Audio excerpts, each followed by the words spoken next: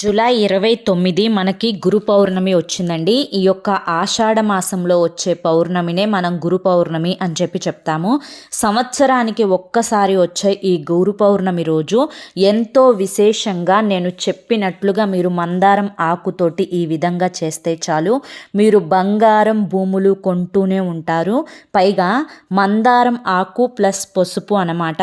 ఇవి రెండు కలిపి నేను చెప్పిన విధంగా చేస్తే చాలండి, మీరు పట్టిందల్లా కూడా బంగారం అవుతుంది. అసలు గురు పౌర్ణమి రోజు పాటించవలసినటువంటి నియమాలు ఏంటి, ఆచరించవలసినటువంటి పద్ధతులు ఏంటి, మందారం ఆకుతోటి ఏం చేయాలి, పసుపుతోటి చేయవలసినటువంటి పరిహారం ఏంటి, ఇలాంటి చాలా విషయాలు కూడా, అలాగే ఈరోజు పూజా కార్యక్రమాలు, ఈ యొక్క గురు పౌర్ణమి టైమింగ్స్ ఏంటి, ఇవన్నీ కూడా నేను మీకు క్లియర్గా ఈ వీడియోలో చెప్తాను. నిజంగా ఈ వీడియో మీరు చూడటం వల్ల మీ జీవితంలో, మీ జాతకంలో గురుబలం పెరిగి మీరు పట్టిందల్లా కూడా బంగారం అవుతుంది, ధన వర్షం మీ ఇంట కురుస్తుంది. ఈ వీడియోలో నేను చెప్పినట్లుగా మీరు చేస్తే చాలు, కళ్ళు మూసుకొని ఫాలో అయిపోతే చాలు, మీకు ఆరోగ్యం, ఆనందం, ఐశ్వర్యం, సంపద, మీరు చేసే వృత్తి వ్యాపారాల యందు చక్కటి కలుసుబాటుతనం అనేది వస్తుందన్నమాట. అయితే ఇక ఆలస్యం చేయకుండా ఏం చేయాలి అనేది తెలుసుకుందాం. వీడియోలోకి వెళ్ళే ముందు మొదటిసారి మన ఛానల్లోకి వచ్చినట్లయితే కనుక మన ఛానల్ని సబ్స్క్రైబ్ చేసుకొని ఈ వీడియోకి ఒక లైక్ ఇవ్వండి. అలాగే కింద కామెంట్ సెక్షన్లో చూసిన ప్రతి ఒక్కరూ కూడా ఓం లక్ష్మీ దేవియే నమః అని చెప్పి కామెంట్ చేయడం మాత్రం అస్సలు మర్చిపోవద్దు. అలాగే మొదటిసారి మన లైఫ్ పరిహార్ ఛానల్లోకి వచ్చినట్లయితే మన ఛానల్ని సబ్స్క్రైబ్ చేసుకొని సపోర్ట్ చేయండి. ఈ కింద ఆప్షన్ అంటే మనకి కామెంట్ సెక్షన్లో కామెంట్స్ పక్కన హైప్ ఆప్షన్ వస్తుంది.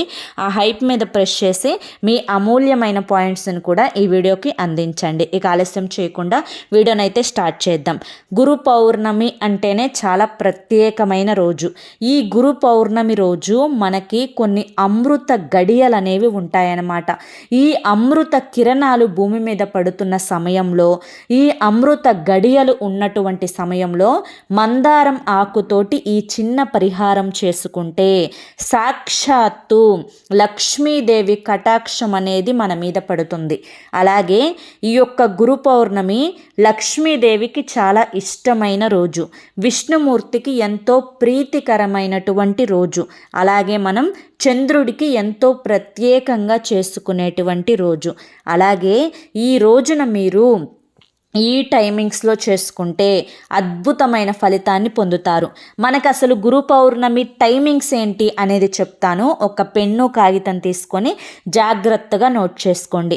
మనకి జూలై 28వ తారీఖు మంగళవారం రోజు సాయంత్రం 6:18 మొదలవుతుందండి గురు పౌర్ణమి గడియలు అనేవి. జూలై 29వ తారీఖు బుధవారం రాత్రి 8:05 మనకి పౌర్ణమి గడియలు అనేవి ముగుస్తాయి. ఇప్పుడు నేను చెప్పే ఈ పరిహారం ఈ టైమింగ్స్లో ఎప్పుడైతే మనకి పౌర్ణమి గడియలు ఉన్నాయో ఆ టైమింగ్స్లో చేసుకోవాలి. మనకి గురు పౌర్ణమి అంటే మహర్షి వేదవ్యాసుల జయంతినే గురు పౌర్ణమిగా జరుపుకుంటాం. ఈరోజు ప్రత్యేకించి గురువులను మనం ప్రధానంగా పూజించుకోవాలి.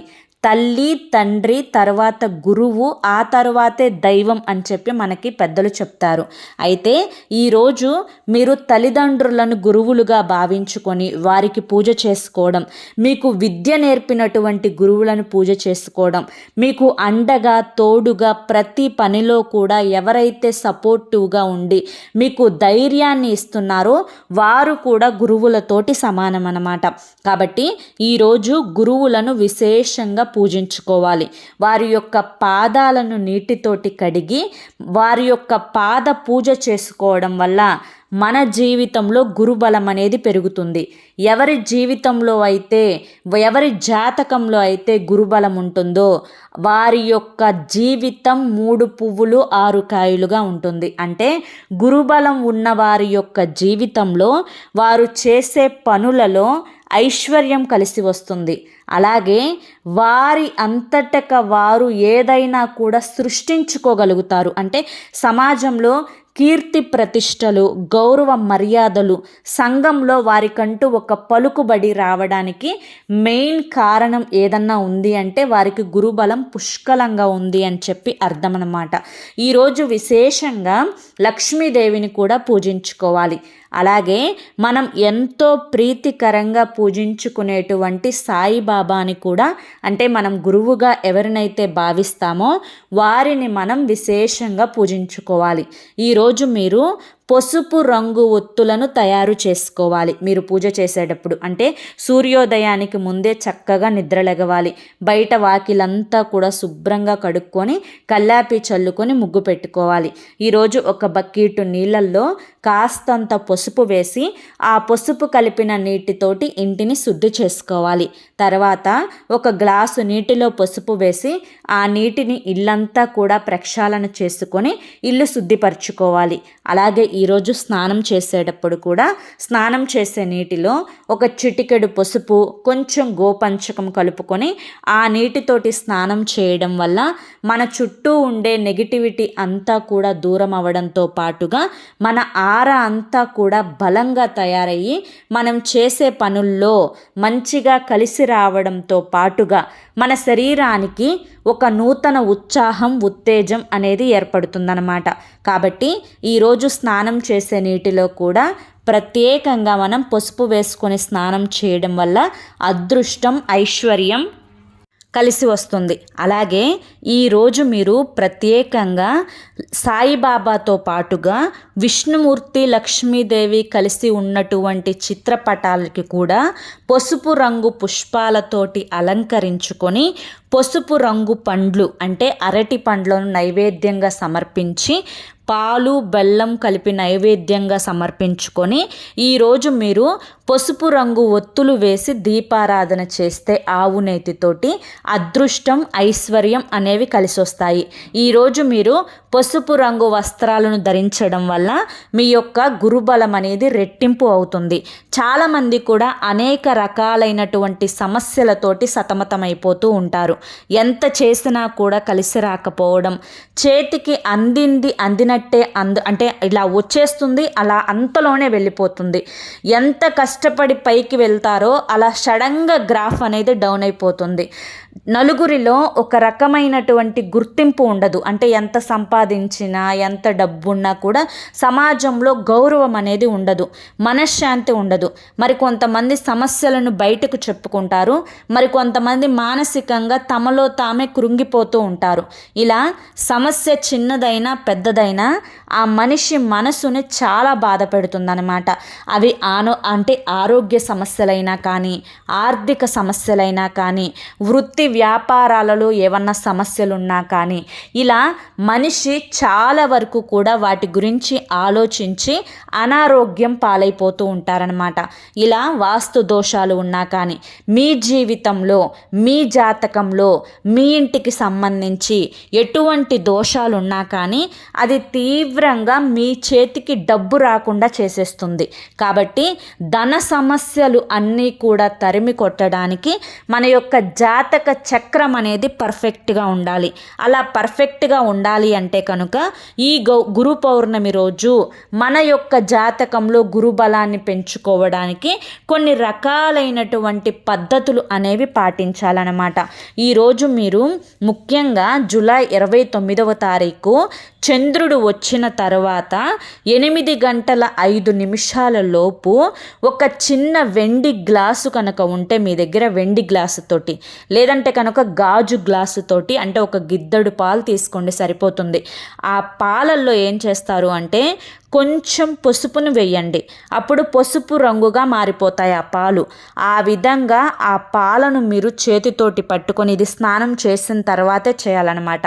ఆ 2 చేతులతోటి ఆ పాలను పట్టుకొని తూర్పు ముఖ వైపుగా నుంచొని చంద్రుడి యొక్క కిరణాలు అనేవి ఆ పాలను తాకాలి, మిమ్మల్ని తాకాలి.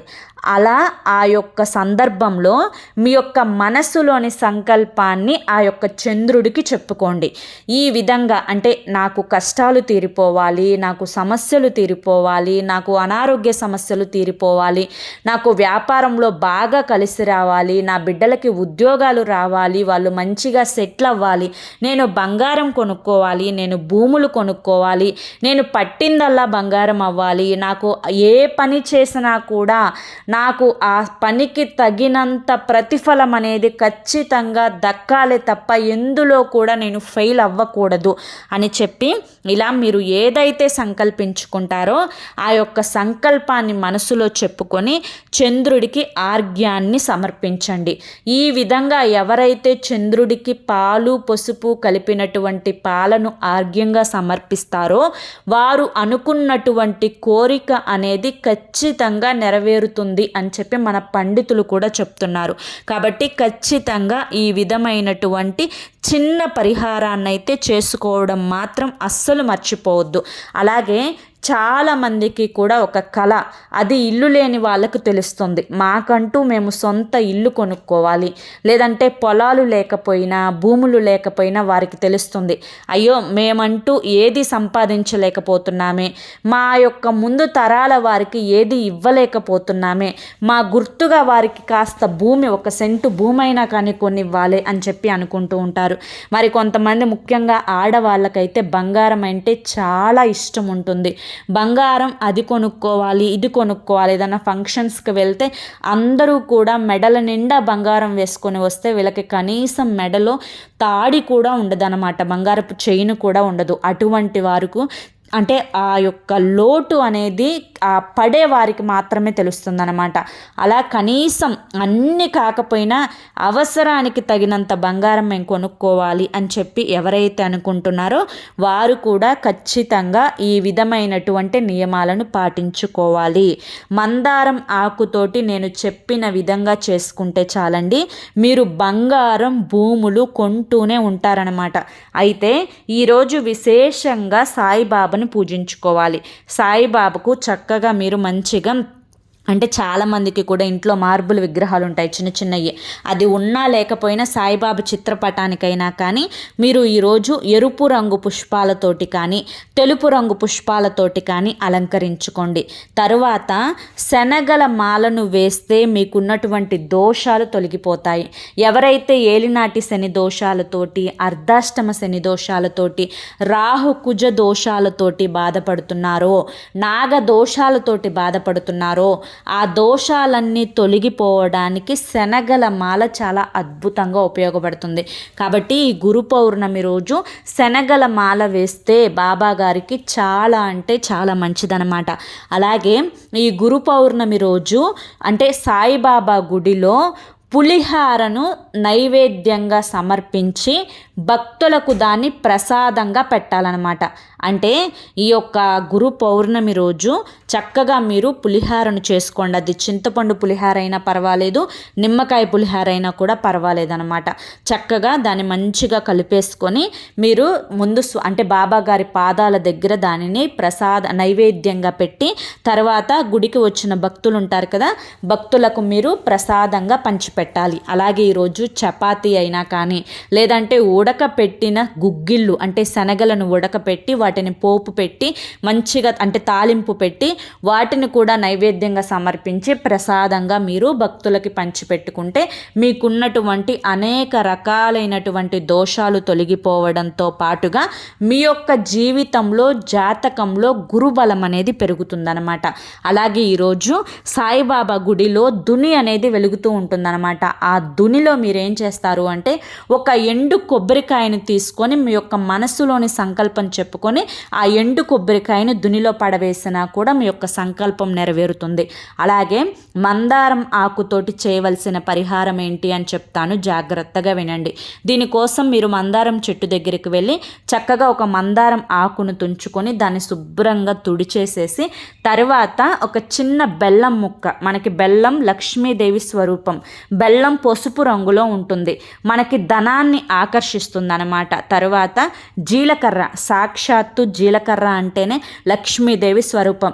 మనకున్నటువంటి ఏవైతే ధన ద్వారాలు మూసుకుపోయి ఉన్నాయో ఆ ధన ద్వారాలు అనేవి తెరుచుకునేలా చేయడానికి జీలకర్ర, దాల్చిన చెక్క రెండూ కూడా అద్భుతంగా పనిచేస్తాయి అన్నమాట. కాబట్టి కొంచెం జీలకర్ర, ఒక 2 ఇంచులు దాల్చిన చెక్క ముక్కను పెట్టుకోండి. పసుపు, కుంకుమ వేసుకోండి. ఇవి రెండు కూడా మంగళకరమైనటువంటి వస్తువులు. పసుపు మనకి ఈ యొక్క గురువారం రోజు గురు పౌర్ణమి రోజు గురుబలం పెరిగేలా చేయడానికి పసుపు అద్భుతంగా ఉపయోగపడుతుంది. తర్వాత దీని మీద ఒక 5 రూపాయల బిల్లను పెట్టండి. ఇది ఎప్పుడు చేయాలి అంటే కనుక మీరు బుధవారం రోజు ఉదయం వేళ నుంచి రాత్రి 8 గంటల 5 నిమిషాల లోపు, అంటే ఉదయం పూజలోనైనా చేయొచ్చు, లేదంటే కనుక సాయంత్రం చేసుకునే పూజలోనైనా కూడా ఇది చేసుకోవచ్చు. కానీ 8-5 లోపు పూజ అనేది ముగించేసేయాలి, గుర్తుంచుకోండి. ఈ విధంగా ఇవన్నీ కూడా పెట్టిన తర్వాత మీరు ఇది చక్కగా మీ యొక్క అంటే ఆ యొక్క దేవుని మందిరంలో విష్ణుమూర్తి, లక్ష్మీదేవి కలిసి ఉన్నటువంటి చిత్రపటం దగ్గర కానీ, లేదంటే సాయిబాబా చిత్రపటం దగ్గర కానీ మీరు పాదాల దగ్గర పెట్టేసేసి మీ యొక్క మనస్సులోని సంకల్పం చెప్పుకోండి. నా కష్టాలు తీరిపోవాలి, నా సమస్యలు తీరాలి, భార్యాభర్తల మధ్య గొడవలు తగ్గిపోవాలి, మేము పట్టిందల్లా కూడా బంగారం అవ్వాలి, మాకు ఇంట్లో మనశ్శాంతి దొరకాలి, ఆరోగ్యం బాగుండాలి, చేసే పనుల్లో ఎటువంటి ఆటంకులు అడ్డంకులు అనేవి రాకూడదు, మేము ఏ పని చేసినా కూడా మా పని ముందుకు దూసుకు వెళ్ళిపోవాలి, మాకు ఆదాయం బాగా కలిసి రావాలి, ఖర్చులు తగ్గాలి, మాకు అంతా కూడా సమాజంలో గౌరవ మర్యాదలు, కీర్తి ప్రతిష్టలు అనేవి పెరగాలి, మేము బంగారం కొనుక్కోవాలి, మేము భూములు కొనుక్కోవాలి అని చెప్పి ఈ విధంగా మీ యొక్క మనసులోని ఏదైతే కోరిక కోరుకుంటారో ఆ కోరిక చెప్పుకొని ఈ ఆకును దేవుని చిత్రపటం ముందు పెట్టండి. ఇది నమ్మకంతో చేయాలి, గుర్తుంచుకోండి. నమ్మకం లేనిదే ఏ పని కూడా జరగదు. కాబట్టి ఖచ్చితంగా మీరు నమ్మకంతో చేయండి. ఇది మీరు దేవుని దగ్గర పెట్టేసేసి చక్కగా మీ యొక్క పూజను అంటే పసుపు ఒత్తులతోటి దీపారాధన చేసుకోవడం, ఆవు నెయ్యి వేసి దీపారాధన చేసుకోవడం, అలాగే మీరు మనసులో సంకల్పం చెప్పుకోవడం, సాయిబాబాకు శనగల మాల వేయడం, అలాగే లక్ష్మీదేవికి పాలతోటి చేసినటువంటి నైవేద్యాన్ని సమర్పించడం, అలాగే విష్ణుమూర్తికి తులసి మాలను సమర్పించడం, అలాగే మీరు చేసే పూజలో తులసి దళాన్ని సమర్పించడం, ఇలా ఇవన్నీ కూడా మీకు అంటే మీకు నచ్చిన విధంగా మీకు తోచినవన్నీ కూడా చేసుకొని మంచిగా ఈ విధంగా ఆ మందారం ఆకుని దేవుని ముందు పెట్టేసేసి సంకల్పాన్ని చెప్పుకోండి. ఈ విధంగా చెప్పుకున్న తర్వాత మామూలుగా చివరిలో హారతి ఇచ్చి పూజనైతే ముగించుకోండి. ఈ విధంగా పూజ చేసుకున్న తర్వాత మీకు బుధవారం రోజుతోటి మనకి గురు పౌర్ణమి గడియలు అనేవి పూర్తయిపోతాయి.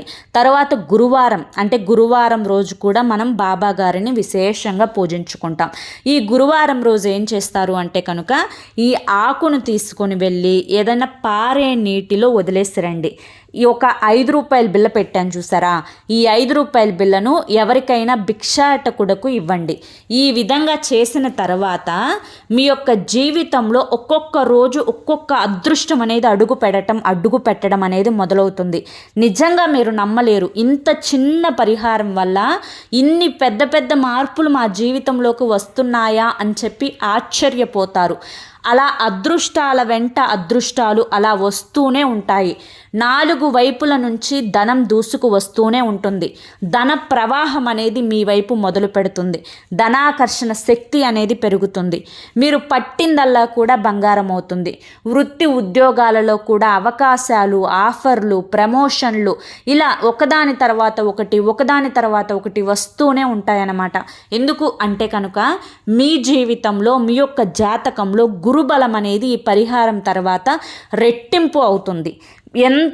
ఎన్ని దోషాలున్నా కూడా గురుబలం ముందు అవన్నీ కూడా పటాపంచలైపోతాయి. కాబట్టి ఈ చిన్న పరిహారం చేసి గురుబలాన్ని పెంచుకోండి. కుటుంబం మొత్తం సంతోషంగా ఉంటుంది. మీకున్నటువంటి అనారోగ్య సమస్యలు అనేవి ఒక్కొక్కటిగా బయటకు వెళ్ళిపోతాయి. మీరు ఏ పని చేసినా కూడా అందులో అలా ధనం దూసుకు వస్తూనే ఉంటుంది. మీరు బ్యాంకులకి ఈఎంఐలు కడుతున్నారో లేదంటే ఇంకా దేనికన్నా మీరు నెల ఈఎంఐలు కడుతున్నారో కానీ ఆ ఈఎంఐలు కూడా అసలు ఎలా ధనం అనుమానం వస్తుందో తెలియదు, ఎలా దానికి కట్టేస్తున్నారో తెలియదు. మనసు మాత్రం తేలికగా, ప్రశాంతంగా, ఆనందంగా, ఆరోగ్యంగా ఉంటుందన్నమాట. ఇక ఇంతకంటే జీవితంలో ఏం కావాలి చెప్పండి. కాబట్టి ఈ గురు పౌర్ణమి రోజు ఈ పరిహారం చేసుకోండి చాలు. మీకున్నటువంటి సమస్యలు తగ్గుతాయి. మీరు బంగారం భూములు కొంటూనే ఉంటారు. పసుపు కొమ్ములు కూడా ఈరోజు ఇంటికి తెచ్చుకోవచ్చు. పసుపు కొమ్ములు తెచ్చుకుంటే సాక్షాత్తు గురువుని ఆహ్వానించుకున్నట్లే. ఈరోజు పసుపు రంగు చీర కట్టుకుంటే చాలా మంచిది. అర్థమైంది కదండి. మరి ఈ పరిహారం, ఈ వీడియో మీ అందరికీ కూడా నచ్చింది, అర్థమైంది అని చెప్పి అనుకుంటున్నాను. నచ్చింది, అర్థమైంది అని చెప్పి అనిపిస్తే ఈ వీడియోకి ఒక లైక్ ఇవ్వండి. అలాగే హైప్ అనే ఆప్షన్ ద్వారా మీ అమూల్యమైన పాయింట్స్ని ఈ వీడియోకి యాడ్ చేయండి. మొదటిసారి మన లైఫ్ పరిహార్ ఛానల్లోకి వచ్చినట్లయితే మన ఛానల్ని సబ్స్క్రైబ్ చేసుకొని సపోర్ట్ చేయండి. మరి కొంతమంది భక్తులకు, మిత్రులకు, మీ యొక్క శ్రేయోభిలాషులకు ఈ వీడియోని షేర్ చేయడం మాత్రం అస్సలు మర్చిపోవద్దు.